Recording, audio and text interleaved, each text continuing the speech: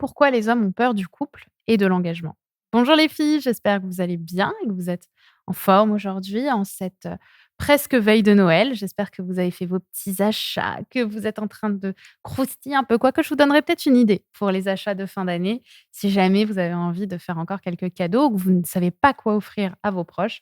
On en parlera à la fin. C'est pas du tout le sujet du jour, parce que le sujet du jour, c'est pourquoi les hommes ont peur du couple, pourquoi les hommes ont peur de l'engagement. Et c'est une question qu'on se pose parce que c'est vrai que dans l'inconscient collectif, on se dit que les hommes n'ont pas envie de s'engager. Alors déjà, sachez que c'est faux. C'est faux, d'accord? C'est faux. Sachez que c'est faux.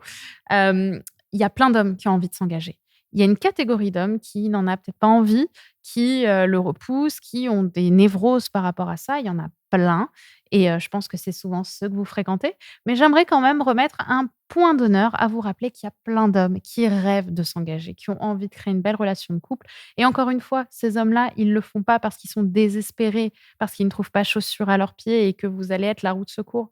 Ils le font parce que c'est un vrai projet pour eux d'avoir envie de construire quelque chose avec une femme avec laquelle ils se sentent bien.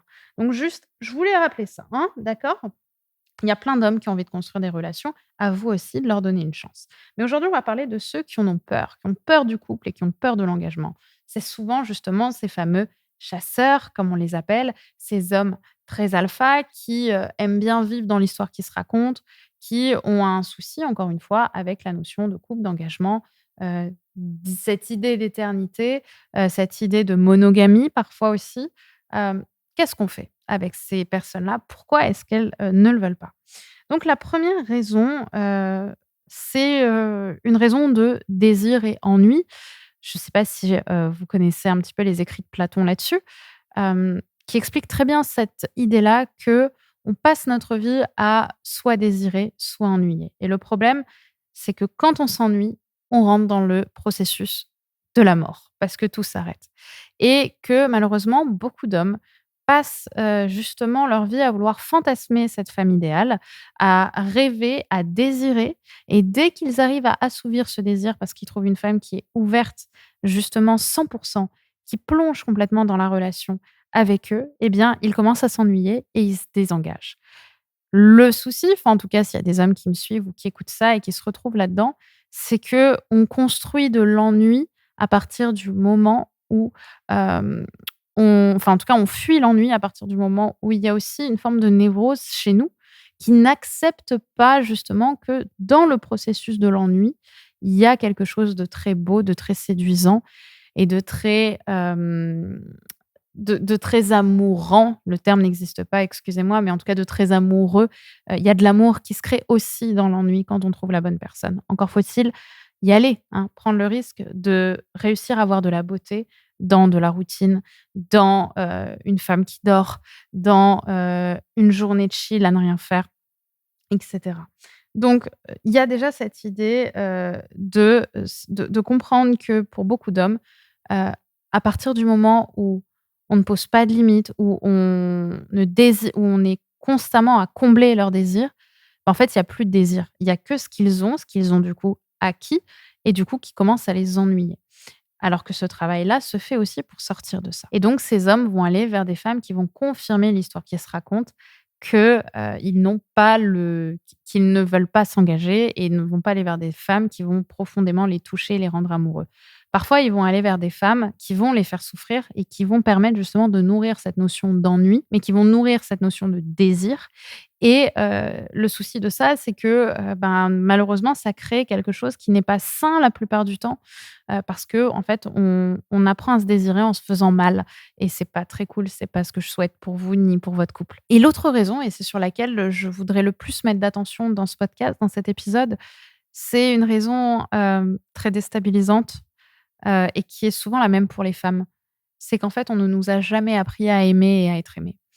On nous a jamais appris à être vulnérable. On nous a jamais dit que c'était beau de montrer son cœur. Parce que justement, on a un féminin, mais chez les hommes aussi, un masculin qui a été blessé au travers des années.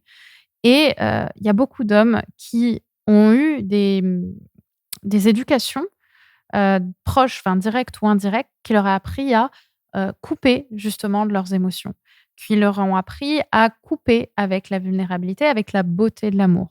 parce que justement, ils voient l'amour comme de la performance, comme une manière pour eux d'être des hommes plus alpha et pas comme une manière de poser un genou à terre et de vivre une expérience qui soit une expérience émotionnelle et pas seulement une expérience, heu, sexuelle, si je puis dire, ou juste dans la performance.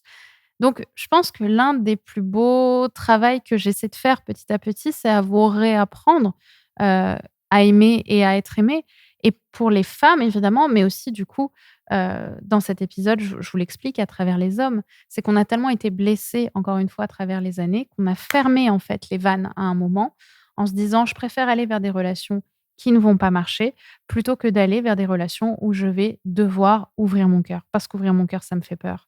Et en fait, derrière, il y a beaucoup d'hommes qui refusent et de femmes, hein, qui ne veulent pas arriver au couple, qui se disent: «En fait, le couple, c'est nul, ça fait peur, ça fait souffrir, je veux pas de ça dans ma vie» et du coup, on ferme les vannes. Alors qu'au fond, on en a envie, mais ça fait tellement peur, on est tellement blessé qu'on se le refuse et c'est là où on intervient pour justement, vous expliquer que si, l'amour, c'est beau à partir du moment où on le partage avec des personnes qui, l'honorent, qui le célèbrent, qui célèbrent ton amour. Parce que c'est souvent et c'est sûrement ça dont tu as besoin.